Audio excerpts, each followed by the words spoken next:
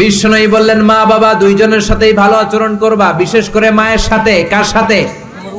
এক সাহাবী বললেন, বুখারীর বর্ণনা, মান আহাক্কু বিহুসনি সাহাবাতি ইয়া রাসূলুল্লাহ, সবচেয়ে বেশি ভালো আচরণ কার সাথে করব? বিশ্বনবী বললেন উম্মুক, মায়ের সাথে। তারপরে বললেন মায়ের সাথে, তারপরে বললেন মায়ের সাথে, তিনবার বললেন মায়ের সাথে। আরেক বর্ণনা এসেছে চারবার বললেন মায়ের সাথে, পঞ্চমবারে বললেন তোমার পিতার সাথে। বাবার চেয়ে মায়ের মর্যাদা বেশি না কম?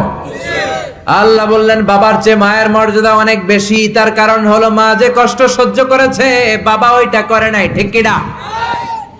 হামালাতহু উম্মুহু, বাবা তোমারে পেটে ধরে নাই, পেটে ধরেছে কে?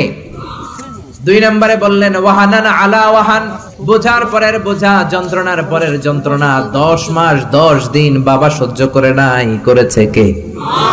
তিন নম্বরে বললেন ওয়াফিসালুহু ফি আমাইন, 2 বছর বাবা দুধ খাওয়ায় নাই, দুধ খাওয়ালো কে? 2 বছর আপনি দুধ খাইছেন, তার মানে কত লিটার দুধ আপনি খেয়েছেন, কত গ্যালন, কত গ্লাস দুধ আপনি খেয়েছেন, কোনো হিসাব আছে? বিশ্বনবী ধমক দিয়ে বললেন লাউ কাতাআতা জিলদাক, জিলদ মানে কি? চামড়া। লাউ কাতাআতা জিলদাক, তোমার চামড়াগুলো কেটে রোদে শুকিয়ে যদি মায়ের পায়ের 2টা জুতা বানিয়ে দাও, ওই যে ছোট্টবেলায় 1 ঢোক দুধ তুমি খেয়েছিলা, ওই একটা ঢোক দুধের শোধ আদায় হবে নাকি?